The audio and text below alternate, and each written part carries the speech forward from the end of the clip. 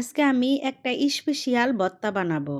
Hello everyone, আসসালামু আলাইকুম। আজকে আমি লাল মরিচের ভর্তা বানাবো। এই লাল মরিচের ভর্তাটা যে এত মজা, যে খায় সে বুঝছে কোনোদিন। আমি পেঁয়াজ আর রসুনটাকে একটু ভেজে নেব। আমি শুকনা খোলায় রসুনটাকে আগে আর পেঁয়াজটাকে একটু ভেজে নিলাম।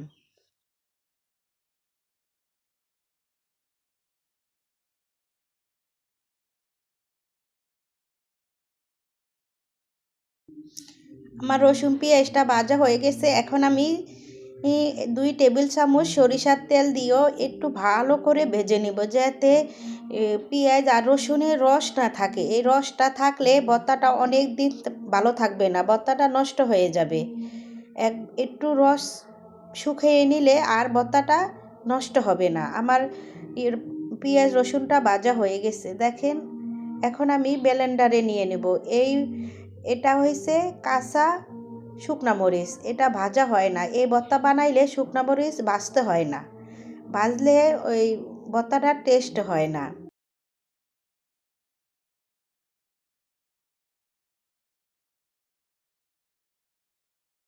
আমি ব্লেন্ডার করে আনছি, দেখেন কি সুন্দর লাল।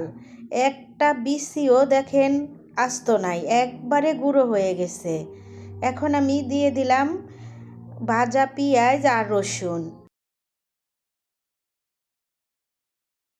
এভাবেই অনেক সময় মুখে মজা লাগে না, জ্বর হয়, ঠান্ডা লাগে। এখন এই শীতের সময় ঠান্ডা জ্বর সব ঘরে ঘরে আছে। এই রকম ভর্তা বানায় খাইলে উম, আপনি 2 প্লেট ভাত অনায়াসে খাবেন, মাছ মাংস কিছুই লাগবে না। দেখেন কি সুন্দর কালার, দেখতেই মনে করেন মন ভরে যায়।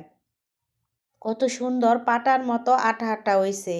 অনেকে বলে ব্লেন্ডারের ভর্তা নাকি পানি পানি হয়, আঠা আঠা হয় নাই। দেখেন আমি তো আর পাটায় বাটি নাই, ব্লেন্ডারে বাটছি। দেখেন কি সুন্দর আটা আটা।